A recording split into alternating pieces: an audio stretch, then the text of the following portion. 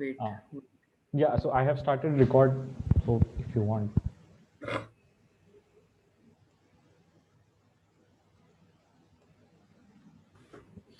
Okay. Uh, okay, so I think I mean when I had when you had when we spoke on WhatsApp. So basically, because in your PhD thesis you would have to know the basics of Blandford-Janek process to explain quasars, right? Yes. That Yes. would be important. So since I'm like sort of, I just want to teach like how to maybe go about general relativity and also my lectures would be like covering these four topics in black which I have written here. You can Hmm. see the cursor, right? Yes. Yes. Yeah, so first would be just a basic introduction of special relativity and flat space-time, which would be like revision of maybe Sokolovsky's lectures. Then the Hmm. idea would be to understand what curvature is. So this curvature one would be a bit more mathematical, but we'll not go into more details because we have to understand these Einstein field equations more. And then when we get the solutions of Einstein field equations, so one of the solution is curved black hole, which is the rotating black hole, and in that you have the ergosphere. And I think that ergosphere is important for the Blandford-Janek process because that is how you extract energy from a black hole. So I think maybe then I will end with that thing on black holes. So that sounds good. Okay. Okay. Uh, So this is good. Yeah. uh, Thanks. so today so this first lecture would be on basically basic special relativity, just a revision of it. Yeah. Okay. So we know that first there was first first there was Galilean relativity, and in Galilean relativity, the idea was that okay, space and time are different entities, and they are not interlinked. But then when Einstein came into the picture, then there was this experiment of Michelson and Morley. There was constant speed of light. So his idea was that because speed of light is constant in any direction, his idea was that speed of light is constant in any of the directions.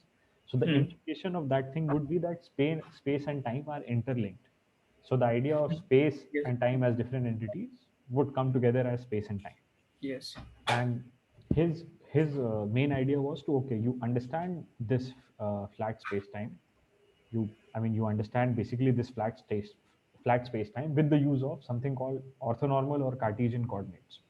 Hmm. So anyways, because you were when you were dealing with mechanics, you always have a coordinate system that okay, the body is at origin, you throw it at some distance, you plot it on a graph, and you get things done.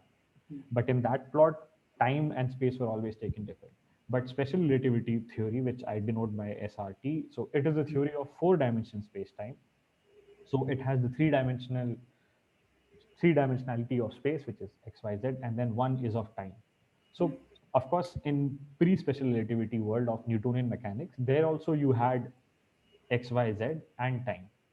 But Hmm. now the idea was that okay, how these things would be on equal footing. So that was the idea that okay, I can maybe have some entity. That entity would be obviously a four vector, which we did, which we will do later. But the idea was that okay, how these two will be united. Hmm. Okay, then the idea was that okay, okay, you are talking about uniting space and time and all. So why do you need and what is like let's say a useful thing happening over here? So just imagine that suppose you have a garden, Hmm. and in this garden you plot some flowers. You plot a flower over here. I mean, you just have some flowers in this garden at some distances. So the basic idea is the basic thing is that if I want to know the distance between these two flowers, the normal distance, then I can do this in x and y axis, which is the Cartesian coordinate system, or I can do it in terms of the cylindrical coordinate, or let's say curvilinear coordinates, more Hmm. specifically, where I can have r and theta, and then you know that r is related to this coordinate system by Huh. the thing which is x square plus X y square square. plus y square. Yeah. Hmm. So the idea was that okay, you have something which is the distance between the flowers. You can replace, I mean, you can represent it the by the x y z Cartesian coordinates or the curvilinear coordinates. But the main idea over here is that the notion of distance that is sort of unchanged, and that is what we want to keep in our minds, that the distance, this quantity, a distance is the quantity over here which you are physically measuring. So distance is the quantity which is invariant under such change of coordinates. So if I measure the distance in x, y, if I measure the distance in r and theta, so it would be the same, because you know that the distance in Cartesian coordinate is just same, right? The difference between like x2 minus x1 square, X1. so that is just this thing. And now if you want to calculate the distance in Cartesian coordinate, you would have something like delta r square plus r square del theta square. So it's just that the coordinate dependence is changing due to these variables, but this guy will be the same. I mean, if I measure 5 over here, it should be 5 over here. So, okay, then the idea was that, okay, now you have some things which are invariant under a coordinate transformation. So now what can we do with it? Okay, so you consider a plane of like a 2D plane. And now the idea is that the numbers are not the essence of the geometry. So the idea that, okay, the distance could be 5 or whatever, now I want to focus that a physical quantity which I'm measuring, let's say distance, that is the thing which I'm concerned with. So the symbol is since. So since we can rotate the axes while leaving some particular distances, let's say, sort of unchanged. So basically what I'm telling over here is that, suppose if you have an xy axis, and if you are measuring the distance of this point, even if you rotate it, the distance would be something like this. Obviously, there would be some particular changes, but the notion of distance would always remain the same. So in Newtonian physics, what used to happen, that there was no useful notation of rotating space and time into each other, because in Newtonian physics, space and time were different concepts. So even if you are rotating this x and y axis, nothing used to uh, it was not much of a difference, because what used to happen over here is that in Newtonian physics, all of the space at a single moment in time had a meaning independent of coordinate. Like if I'm measuring the distance 5 meters, I measure it at 3 o'clock or 5 o'clock, it doesn't matter. But in special relativity, it turns out that when one does the math, that space and time can be sort of rotated into each other. So what it actually means is that, instead of having just uh, so in Newtonian physics, I will draw over here again that you can have a let's say a grid. Yeah, you can have a grid of some coordinate x, y, r, theta, doesn't matter, and the points would represent the position of the particle, and you measure it at some particular time. So these two quantities were independent, space and time. But in special relativity, what you do is you still have a chart, which is like this. And to every point, you associate x, y, z, and time. So this is the definition of an event. So an event is defined by the position and the time together. And then obviously you can see that if I measure something over here, if at a later time I measure something over here, so my distance has changed and time also has changed. So, and you just get the definition that, okay, a event is a single moment in space and time. And now, similarly, when in Newtonian mechanics or any pre-relativity theory, when we used to define the distances, it was defined by some difference square, right? So the idea over here in relativity also is that you define the something which is called the space-time interval, which we did with Sokowski. Hmm. So here, this is how your sort of this distance is defined. So this c is the speed of light, which is a conversion factor between space and time. And of course, we know that it's the speed of light. And now the idea is that it is only due to this c, because the speed of light is constant, that's why this delta s square is invariant under change of coordinates. So earlier, what was happening in Newtonian mechanics, that, okay, I just have x and y, I have spatial coordinates, I have theta and r, and my distance was invariant under change of coordinates. But now what is happening, that I have a coordinate system with some x, y, z, and t, and another coordinate system at another time. So it would be x prime, y prime, z prime, and t prime. And now what quantity is being invariant is the space-time interval. So in special relativity, space-time interval is the thing which remains invariant. And why it is invariant? Because of the constant c of the speed of light. But it depends. Hmm. The I mean here anything that is supposed to change from one coordinates to another, that means the speed only have to be at c, right? Like because if no no I'm just giving in a different scenario. Say if you are using for other particles, right, which Hmm. are ionized, say ionized particles, Hmm. will they will will their motion be also invariant under change of coordinates? Yeah, so motion has to be invariant because depending on this motion only you define physical quantities, right? Let's say distance or anything. So something or the other has to remain invariant. So if you are measuring the position of ionized particles in one frame of reference and then you measure the same position of ionized particles in another frame of reference which is moving with some velocity, then obviously their x and y, z and the t could be different, but the difference, this delta t and delta x and delta y and delta z, they would be handled in such a way that this guy delta s square would be same for one reference frame of reference which is not moving and the other which is moving. And this happens because the speed of light is constant. So I think here is the part where I think even what we radiatively measure. I mean via this. For example, ionized particles, which or even any such particles which are having a speed lesser than c. So Hmm. if they're moving towards us and away from us, this the redshift concept comes from here, I guess.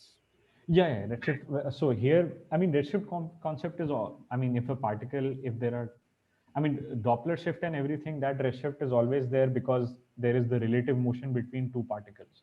Hmm. Hmm. Then the redshift in the wavelength comes because of that would be the relativistic Doppler effect. Hmm.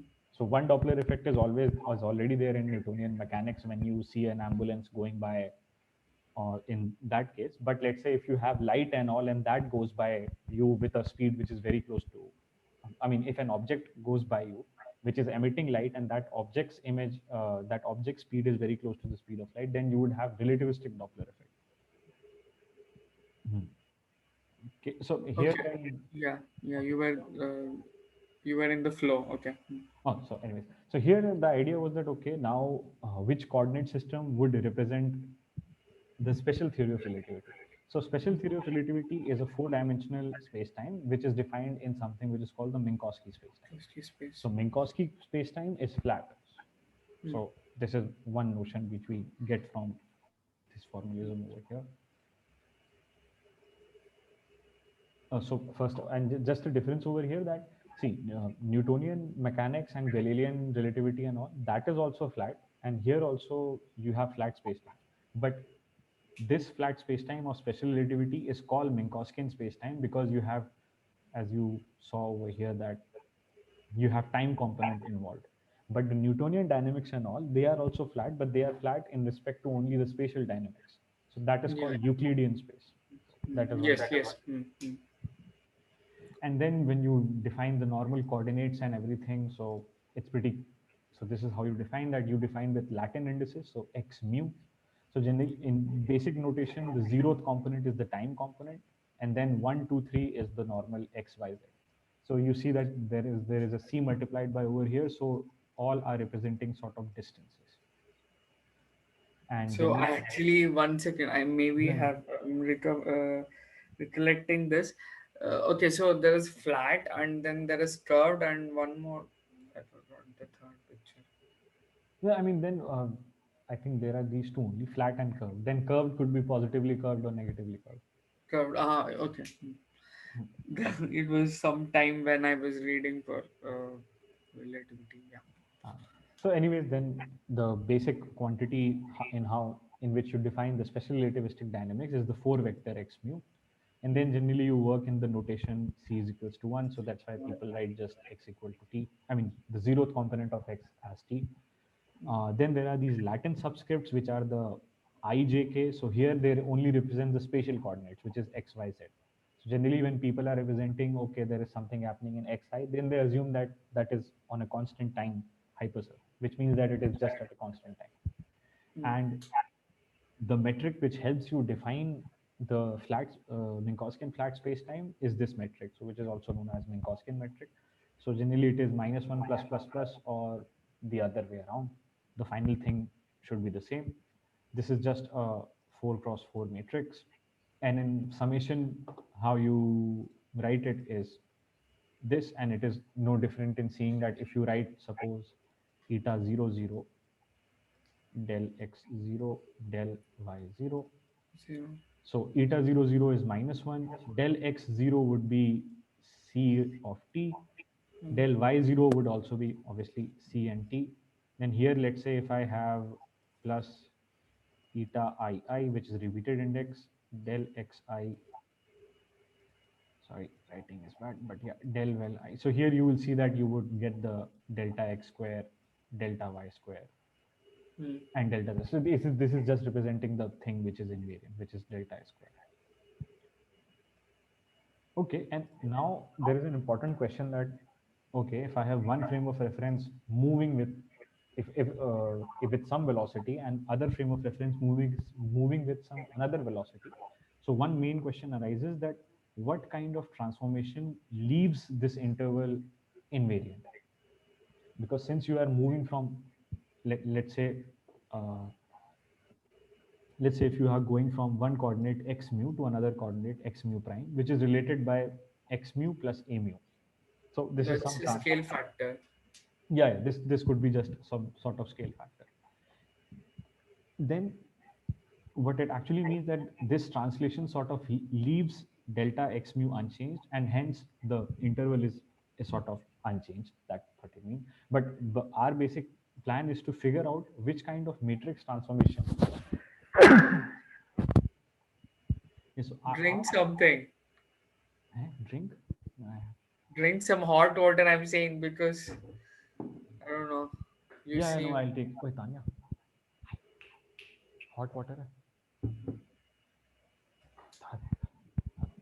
or you can make, there is no, you can pause the recording. I know, no, it's fine. It's fine. So so basically, in this section, what we are trying to figure out is those kind of matrices which will leave this transformation invariant. Because one way to think of this x mu is a column vector. So when this is a column vector and Yeah. when you x mu prime is another column vector. So how these two are linked is via a matrix, which I'm denoting over here as lambda mu. So this is what is happening. Okay, and how I define this lambda mu nu is some space-time independent matrix. And here these transformations, so basically it means that when I have this lambda mu nu multiplied by x mu, this is just a 4 cross 4 matrix. So this what it is doing, that it is multiplying these set of coordinates by this matrix. And now our idea is to find out what kind of matrices leave this interval invariant, leave the delta S invariant.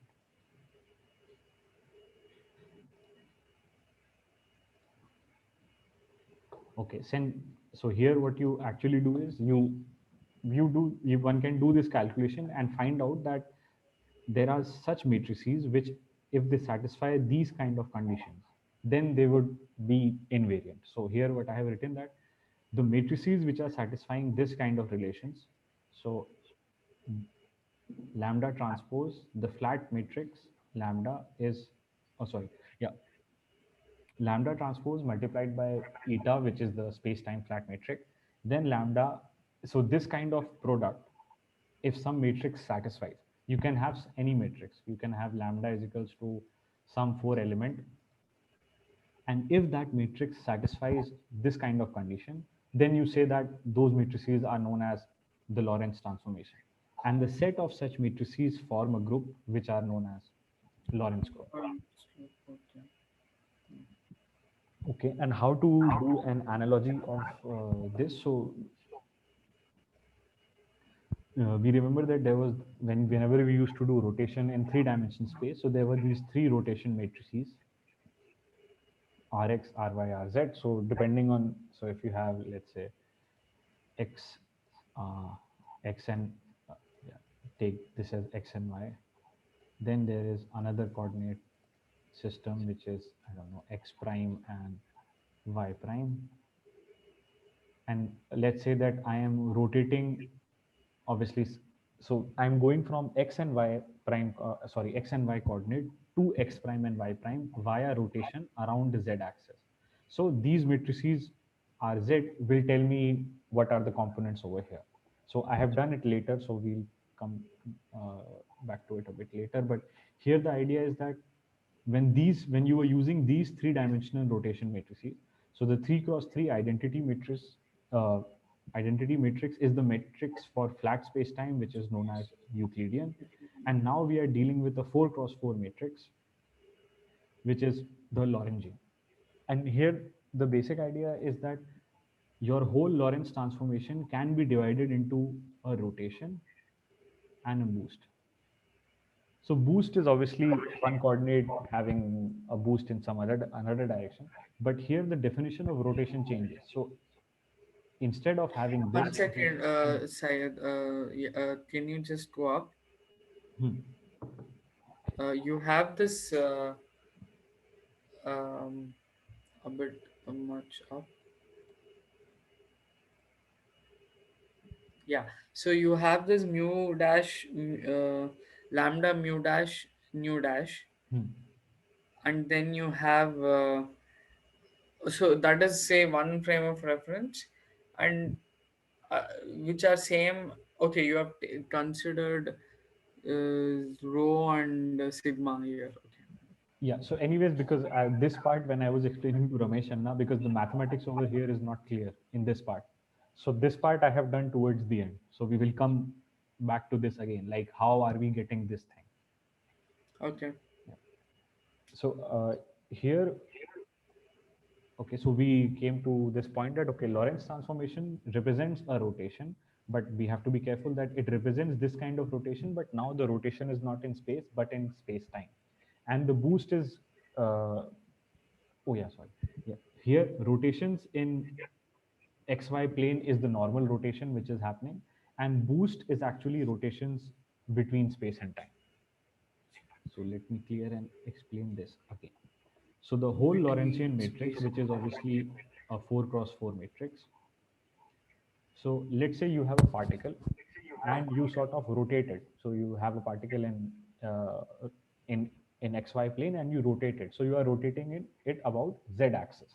So that's why that rotation can be included in Lorentz transformation rotation by this thing. So if you see that this is the rotation matrix Rz, this is cos theta minus sin theta, blah, blah, blah. So this part represents that thing. So Lorentz transformation also has rotation in it. And now let's say if that particle moves in some x direction with some particular velocity, so that you can sort of think as rotation in space and time. And that requires this matrix together. So here this phi is the boost parameter and theta is just the rotation. So the basic idea which I'm trying to say is that when you do Newtonian mechanics and all, you just have rotation, but rotation is between space. So you have the rotation group. But in special relativity, you obviously have the rotation, but here there is another thing called rotation in space and time. So that's why your group has to be extended. So that extended group is what we are studying, is the Lorentz transformation.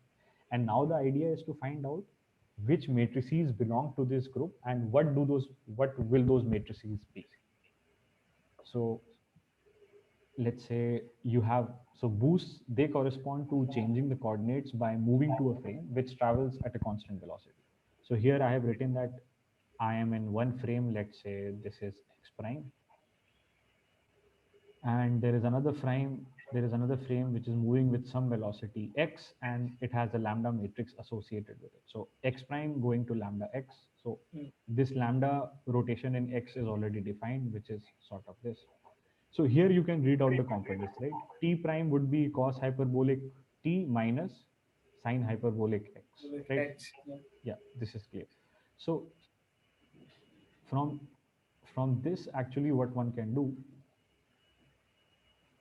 one can define from this point, you can sort of define x prime as 0. You can take the whole situation at the origin.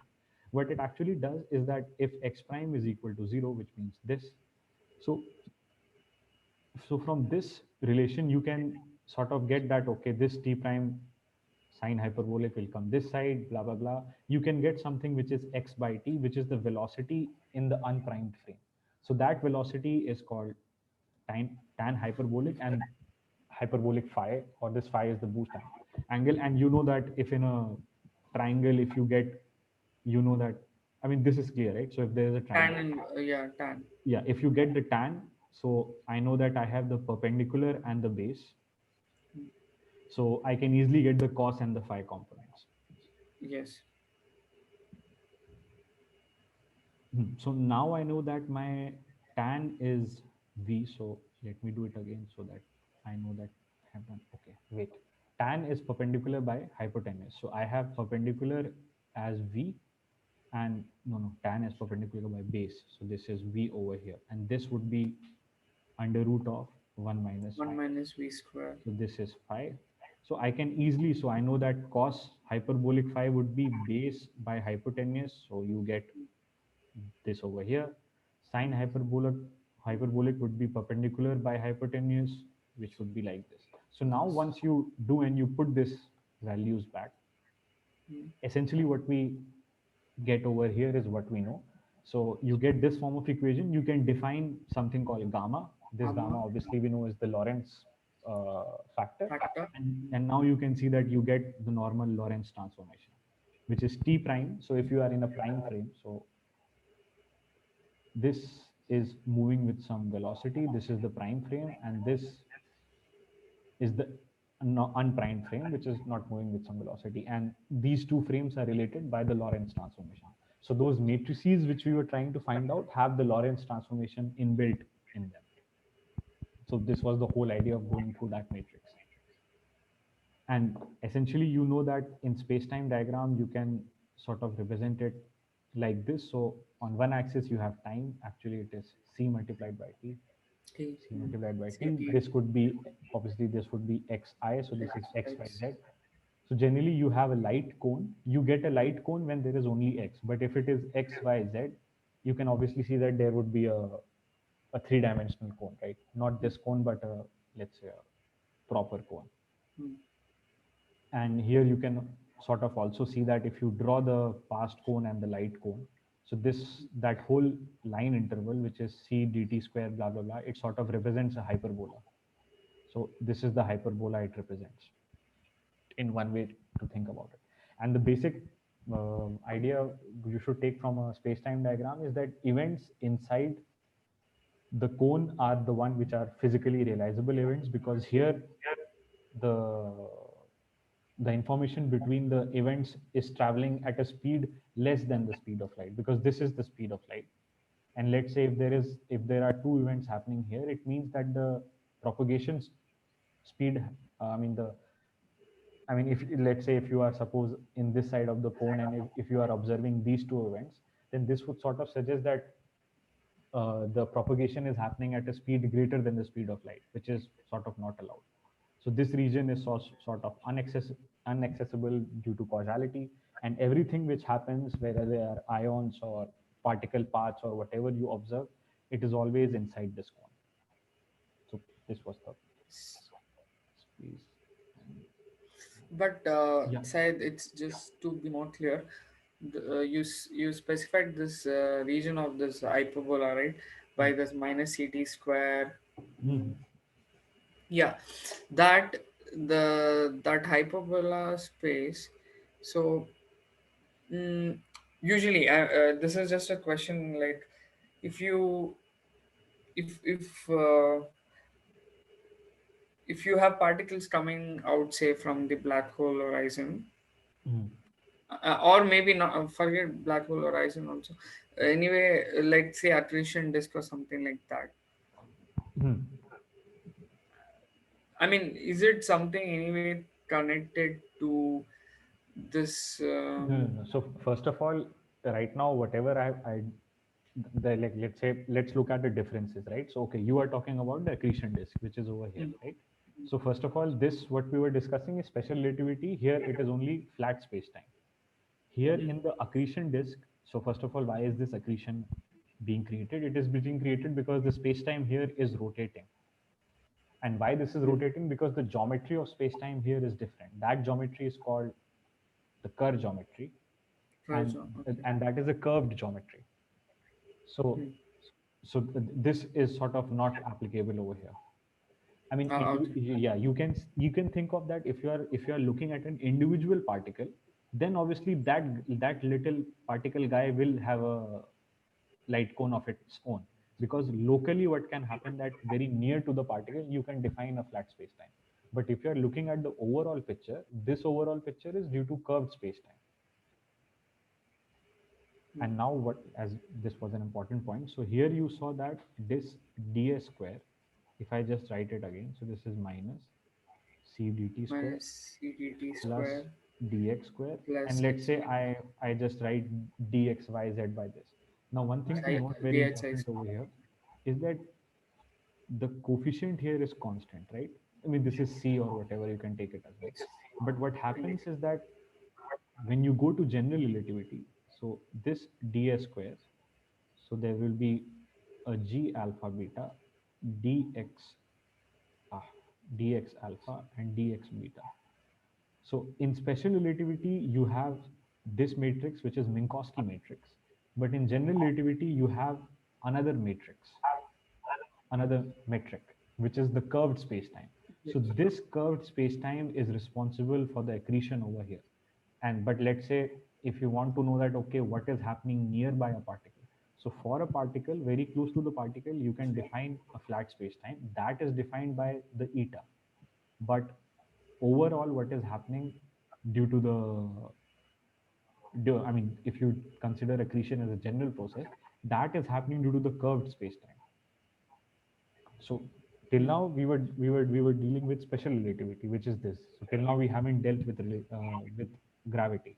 It's just that when you Okay, bring in curve. mass into the picture, you get this guy, which is the curved spacetime, and that is responsible for your accretion and everything. So is this clear? Yeah, yeah. Yeah. No, I was just I wanted to know like if this idea of this what do you I mean from this equation of distance formula, Hmm. you have this hyperbola, right? So did they get the idea of jets from No, no, this? no, no. That is different. That is because there's another process involved. Is It's called the ergosphere. So for Mm, a rotating black hole, there is a region called the ergosphere, mm, and all the particles and all over here they are sort of rotating. And when they rotate, they have some tangential component to it. So when you add all the tangential components, you sort of get this kind of jet. But mm, I would put an asterisk over here. I have to go through the Blanford-Janek process once again. But the idea is that when you will learn about such a space-time, so such a geometry would be represented by some metric, some g alpha beta guy, and that is the I mean, that is the one which is driving the, let's say, the accretion process. So that is Kerr space-time. So curves. till now in special relativity, you were dealing with just flat space-time. But now Mm, when you incorporate gravity into it, you will have a curved space-time. mm, And one of the example of curved space-time is Kerr space-time, and mm. that is the one which is responsible for accretion. Because when you study this space-time, you come across a thing called ergosphere, and that is responsible for causing this rotation of particles, and then the accretion is happening. Mhm. So I'll just see what is next. Okay, what Okay. kind of matrices will leave? So yeah, now we go back to that same question which we were doing. Hmm. So okay, so the idea was to find out matrices which leave the interval invariant. Okay, so I should have delta S square should be equal to delta S prime square. This was the basic idea. So yeah, so if I write, so you remember that one delta S is equal to eta mu nu x mu x mu. If I just remove the indices, I can write them in the form of matrices. So this is how you write it. So there is delta x transpose, eta, and delta x. And first of all, why do you need transpose? So maybe a bit of matrices would help. So here what happens is that this guy, x mu coordinate, can generally be written as t, x, y, z. See, Yeah, so ct over here and y z. So this yeah, should actually be written as, so this has, let's say, four rows and one column, right? These are the four rows, one, two, three, four, and it has one column. got Is this correct? yes. Yeah. So now if I look into, let's say, this guy, delta x, which is here, so this is a 4 cross 1 matrix, 4 cross 1 column matrix, which we have done over here. Eta mu nu, we know is a 4 cross 4 matrix. So this Hmm. guy, delta x transpose would be obviously transpose changes this into this, right? So this would Yes. be 1 cross 4. And we have to check why this is correct. So first of all, look into this. So this is 4 cross 4 matrix multiplied by 4 cross 1. So generally in matrix multiplication, if these guys are same, this would be 4 cross 1. Okay, so I will write this thing again. So I have 1 cross 4 over here. Okay. And now I am trying to write, I'm just trying to write down what would be the order of the matrix.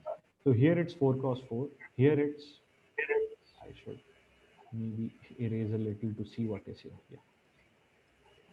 This you can see, right? Yeah, Yeah, here is 4 cross 4 and here is 4 cross 4. When you multiply it, you will get a 4 cross 1. one. And now when you multiply both of this, what you will get? A 1 cross 1. And Oh, that is what we want, because delta is generally a difference between two numbers. So so this, it will be here 4 cross 1, right?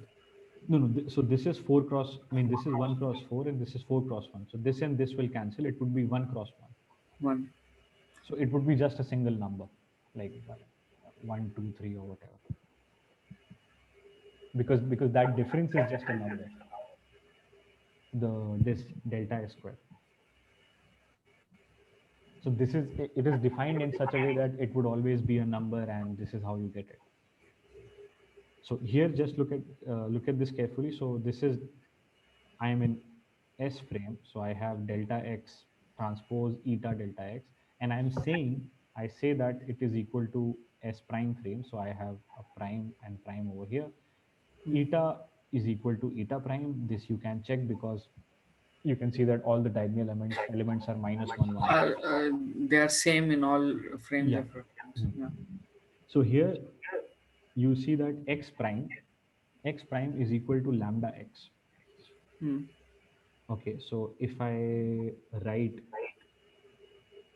this guy x prime, I will write it as lambda x. So you can see that x prime is lambda x.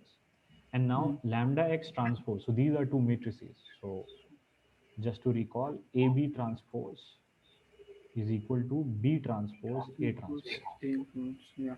So here you can see that x has come here, which is x transpose. This is lambda T transpose. And this delta, I mean, there is another lambda over here. So that's why lambda x comes. So lambda delta x is always there. And now since I am requiring that these two things should be the same, so on left hand side I have eta, and on the right hand side I have lambda transpose eta lambda. So since we want left hand side equal to right hand side, that's why you get this eta is equals to lambda transpose eta lambda. Okay, so I mean, this this is just this a this is good. No, actually, because I didn't ritual. I mean, after the coursework, I am not. So anyways, it is fine. And then this was the thing I was discussing about the rotation matrix. So here, if you look on in black axis, you have x and y, and then you have a point P which you are denoting over here. So this point P, if I want to write in the let's say, yeah, again, first of all, you will draw a theta degree change in the axis. So this is your RZ rotation happening. So the rotation is happening about the Z axis. This goes to theta direction. So this P would have an x prime cos theta component, blah, blah, blah. This is the same vector notation which you can do. It's just that you can have one coordinate rotated to another coordinate, and then there is this matrix called the rotation matrix r theta, and you can have it in different directions. And so because this is two dimension, if you have z, so there would be 0 0 1 0 0. Okay, this is important. Cos theta. So if you have, so this would be 0 0 Mm, 0 0 1, so it would be an x prime, y prime, and z prime. But I mean, the basic thing to remember is that in Newtonian mechanics and all, you have just the rotation matrices, which is rotating between space and space coordinate. But mm. in special relativity, you have rotation between space and time. That's why, apart from cos theta and all, you also have the cos hyperbolic angles, which is hyperbolic phi. And phi is your, phi was the, yeah, boost parameter, which is Tan tan inverse inverse of. hyperbolic V. Mm, And then you can obviously define V by C as beta. So your Lorentz factor would be tan inverse of beta B by because there is a C. C over here. And then, I mean, this is the basic Lorentz contraction, which we do is the Lorentz transformation and the velocity addition. Mm. Uh, then I think there is not there or something. Yeah, it's the same how you define. So if in the same way you can define a four vector, so this is how you define the four vectors. You write the time component and the space component. Space component are x, y, z, so I denote it by a vector. So if you have a four displacement vector, you can have a four velocity. You just, but here you have to be careful that you have to do the derivation with respect to proper Proper time. time. Mm, So that would be tau tau tau. So mm, dt by d tau would give a gamma. mm. So that, I mean, dt by d tau would be common. So it's clear that everything would have a so this would be gamma c, and this would be the normal velocity. Yes. Because you know that between two frames, dt and d tau have the Lorentz factor related between them, which is I think over here. Yeah.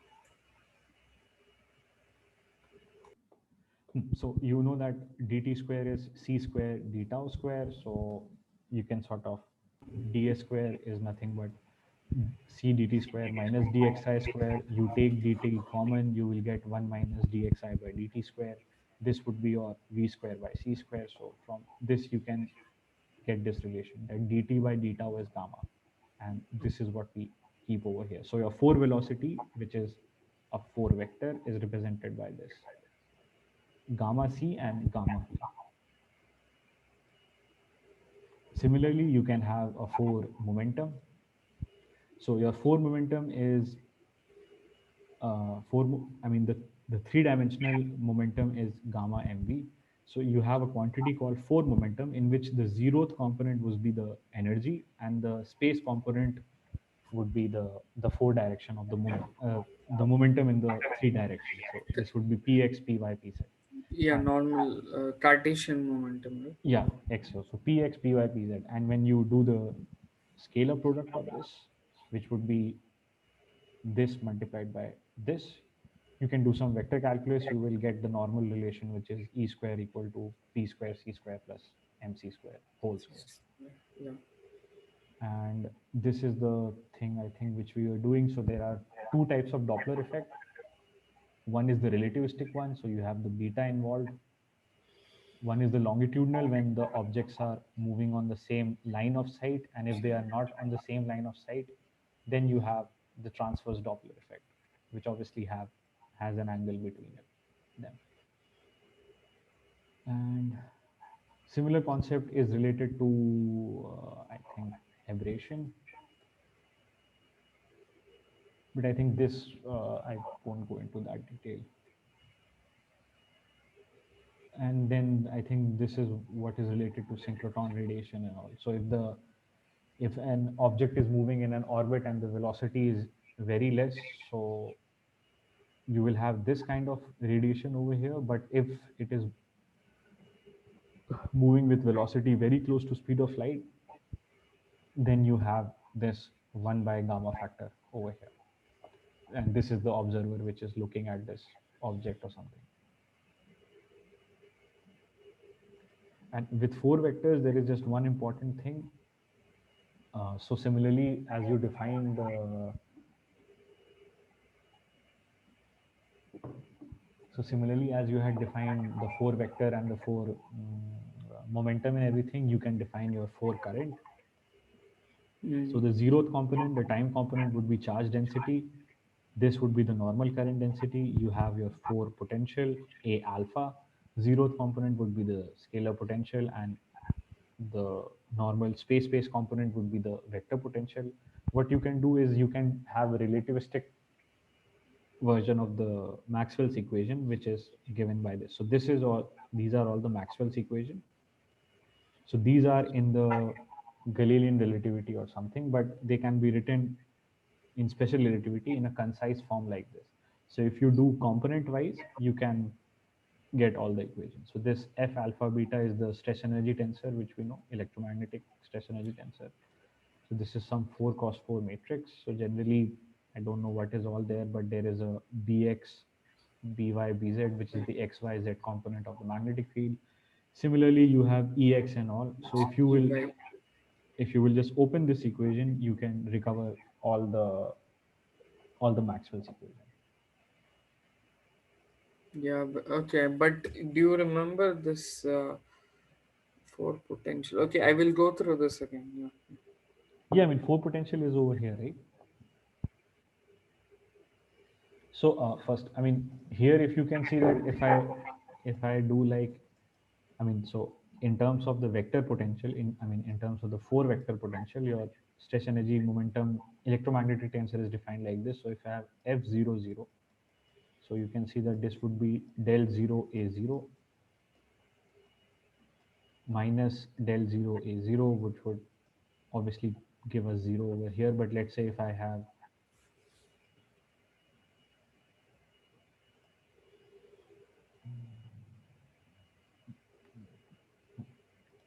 yeah, so let's say if I have F01, so alpha is 0, beta is 1. So this is 0, this is 1, this is 0, this is 1, this is 1, this is 0. So Zero. this actually means that I have the time component of A1. So A1 is the AX, vector potential in X direction, minus del by del 1 means that I have del by del X of A0. A0 is this guy. So I have this kind of thing, and then you can see that you know that the electric field can be written as del dot A minus Uh, del phi by del t. T. So if you have another three components, which is del A y, del y this, then you can sort of see that you are getting this. I mean, you can get the electric field, I guess, from this, right? Ax. Okay, I have done something wrong here because this is a time derivative.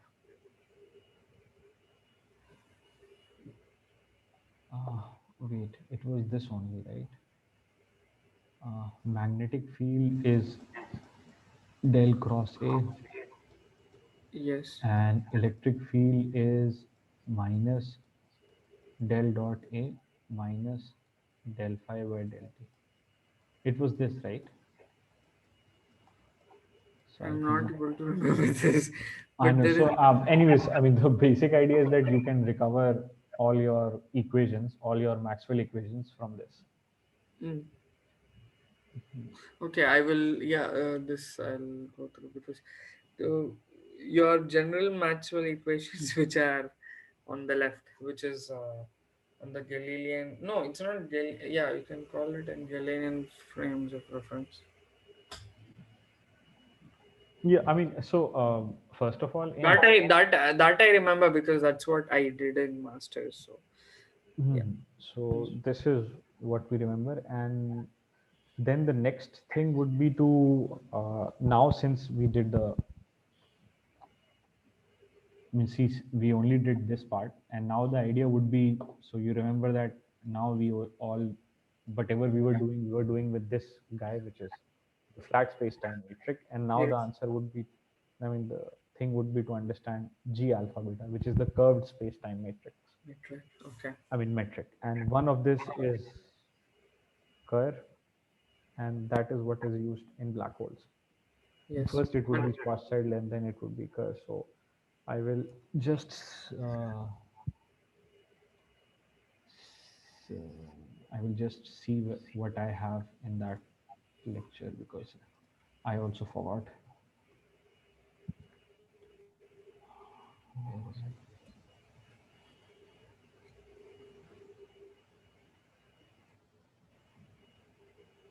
Where is the Karthik?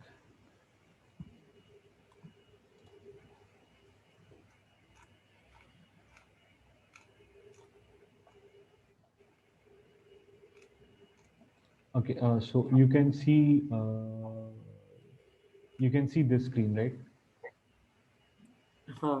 Yeah, yeah. So now I'll just discuss, I mean, in the next class, because this was just one class. So next I will discuss the conflict between Newtonian gravity and special relativity.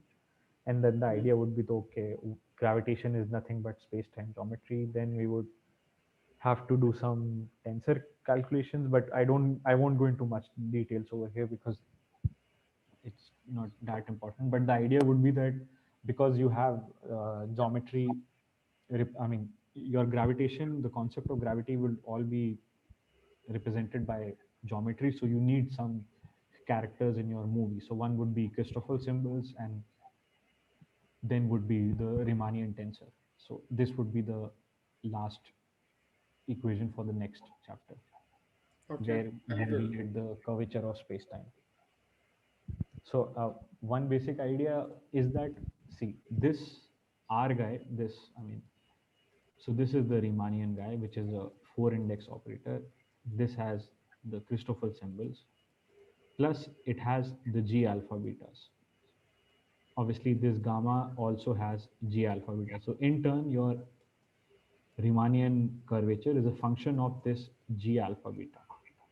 So so this G alpha beta is any metric, any general metric. So this could be ds square G G alpha alpha beta beta. x. So this would be Yes. x, and dx alpha dx beta. Mm. So here you see that this is some function of x. If it was not a function of x and if it was constant, then this is the same as eta. So as Yeah. soon as this guy goes to eta, you are on flat space time. Mm. So the idea of relativity is that when you are doing this problems of particles and everything, so locally you can always have flat space time. So locally you can always work with eta. But when you are looking at the global picture, then this G guy comes into the picture, and then it has some effects like gravitational time dilation or whatever you want, or the accretion disk or something. So there are So can different forms of G. now can there be function of J alpha beta of x square or x cube? Yeah, yeah, yeah. Anything could be. Mm-hmm. I mean, right now I just wrote, so yeah, so again, this G alpha beta, I wrote X, X but bar this, and but this X is again a four vector or something. So this could be a function of time and X mixed, or any crazy function you can think about, or it could be a general function. So I can easily write something like this. So, okay, I have ds square. I can write it as minus f of r and time dt square minus, oh sorry, plus g of rt dx square plus dy square plus dz square. So now if somebody wants to understand the geometry of this space-time, so once you have given ds square, this means that there is some g alpha beta. So let's say if I want to write the g alpha beta of this guy, So I'm just giving an example. So let's say I have to write the 4 cross 4 matrix. Here I know that the time and space are here sort of not related to each other in the sense that they are not mixed. So the time component would be f comma r, x would be g r comma t. This is guy is one, this guy is one. So this is some space time, some random space time in which the functions are depending on position and time. This could be some random geometry, any geometry. And now the idea is that when you once you solve the Einstein equations, you will get these form of f and g. And let's say if the form of f is of this thing, 1 minus 2gm by r square or something, That's right. then if you put this back, you will get something which is called a Schwarzschild metric. And that Mm. metric blows up at r equal to 0. Similarly, you have another complicated form of functions. When you will solve it, you will get Kerr spacetime, Kerr-Newman spacetime. Yeah, you were showing in the lecture. Yes. So it would be this. So say, so what I am right now, what I am doing in my work, I am also dealing with some weird kind of metric, which I will talk tomorrow in the that Friday talk. Yeah, tomorrow at Okay. the PhD. So there are many forms of weird metrics, but there are very few spacetimes which make sense. So one is Schwarzschild, one is Kerr-Newman black hole, and obviously one is the Friedman-Robertson-Walker metric. So Mm. another thing is, let's say if I have another metric. So if I say I have ds square, I have this guy as same c square dt square, and I say that there is a function of a comma t multiplied by dx square plus dy square plus dz square. So Mm. this is actually representing something. Let's say you can see that the x and y and z directions are increasing with this function, right? So this is something which Mm. is a form of a Friedman-Robertson-Walker metric, which represents an expanding universe. So as time goes by, this universe is increasing in x, y, and z direction. Mm. This is what we have.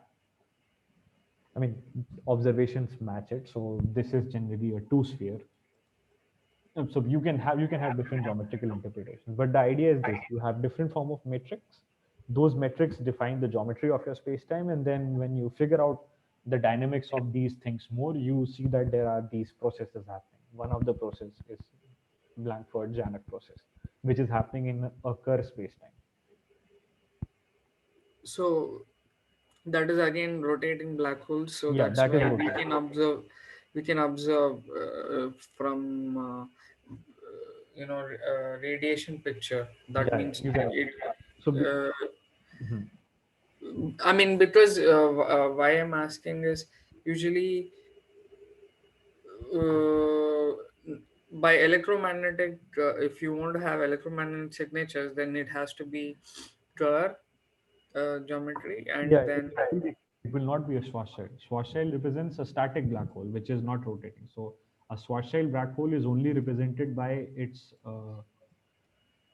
by its mass, and yeah, that's it. So this is your Schwarzschild, but a Kerr black hole has a Kerr black hole has different parameters. It has mass, it has the spin, charge. yeah, and it Mm, has the charge. So spin. that if you are including charge, it won't be Kerr, it would be Kerr Newman. Okay.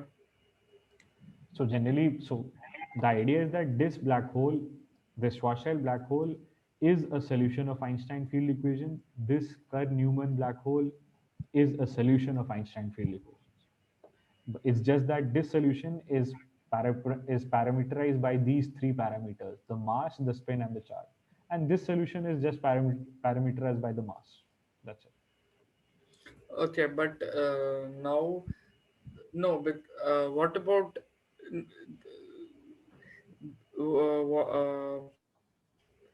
I mean observation point of view? I mean, Yeah, yeah. I mean, observation point of view is that okay, once you say that this is a solution of Einstein field equations, so mm, then you would say that okay, what if a particle, if let's say if some particle, mm, if it falls into this space-time, how it will behave, and then mm, when you look at the equations, you come that okay, a particle when it is following. is when it is following inwards, it won't just go straight away. It will do some kind of rotation, and the rotation is, since it is very close to the speed of light, so these particles are generally charges. When charge moves in a circular direction, it emits radiation. Radiations, yeah. Yeah.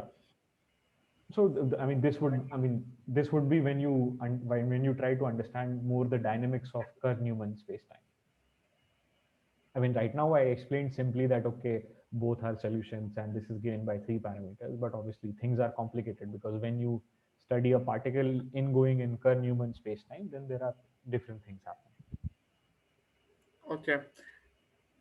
Okay, so I I think mean, this is there. Yeah, yeah, I mean, we will discuss in the next session, next class also.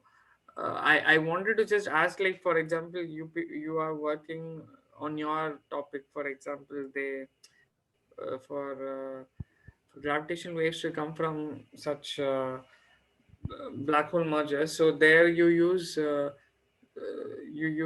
which space? I mean, what is it, Kerr or? so till now in numerical relativity, when they take all the Einstein equations and they put in a computer, they take that there are two black holes, two rotating black holes, and when they come close together, they lose energy. Energy is equal to mass, Einstein special relativity. So that energy or the mass they lose when they come together, they release in the form of gravitational waves. Mm, So our idea is that how you study is that you say that okay, there are these two, let's say there is 30 solar mass and 30 solar mass. So total is 60 solar mass. But when they come together, they form a remnant black hole of 55 solar masses because it has to lose energy. And where did that five solar mass go? It went away as the gravitational wave. okay. And this is what you detect on your LIGO something. But this should follow the uh, Kerr Newman metric only, right? No, no. Here is the trick part is Solution, that sorry, yeah. not metric, solution. Yeah. So when you are dealing with Kerr metric, you will only deal with Kerr metric till the time gravitational wave is generated. Once the gravitational wave is generated, so this Okay. black holes they generate a gravitational wave. Now they are out of the picture. Now Mm, now the only thing which is coming towards Earth is a gravitational wave. Is that perturbation, and that you study because the Earth is in flat space time. You can almost assume it is flat space time. So, and that is how you study that, okay, there is the LIGO detector on flat space-time, and this perturbation of gravitational wave is coming, and it is changing this. So now you will study a different solution. That gravitational wave has been produced by a merger of two Kerr black holes, but the perturbation when you are studying is it's different. in flat space time. Yeah, in flat space-time. So okay, there's okay. I mean, I was it's more necessary. Like you need all these solutions. You can't just rely on one. Yeah, I mean, you get. I mean, so if let's say if in the Einstein theory, if there was only Kerr-Newman solution, then because you have not find out solutions to Einstein equations which allow gravitational waves, then nothing is happening. You cannot detect because you have a particular solution to Einstein field equations which is called gravitational waves. So gravitational wave is also one kind of solution to Einstein field equation. They also have a metric. Okay. So that is another ds square. That is another g alpha beta. Two black holes combining, there is some g alpha beta happening. You release the gravitational wave. When that gravitational wave is coming to the Earth, it has its own g alpha beta. That is another solution to Einstein field equation. And then you try to see that okay, our Earth is almost flat. How will this g alpha beta look to this flat guy? And then you get the perturbation. I mean, this is as far as I understood. Come on, you actually summarized very well, and thanks. Uh, Yeah. okay, so next maybe we meet on I don't know Sunday, Monday or something. Yeah, whenever you're free, I am just simply just doing not the data analysis for this Okay. So the paper. next lecture is already with you. I think chapter two. So Yeah, you sent. Now I will just go through it properly. At yeah, and least maybe just before. highlight or something you if you don't understand much or if there is something I need to include in my notes more, Okay. and then I will start to work on the third lecture. Yeah. Hmm. Sure. And yeah, and the book I am following. not particularly the book, but I'm following Sean Carroll's lectures. Sean Carroll. Yeah, Okay. so Yes. I'll send you the link. Okay, See you. okay, man. See Sleep ya. well. Okay, bye, man. Bye. Take care. Bye, man. Bye, bye.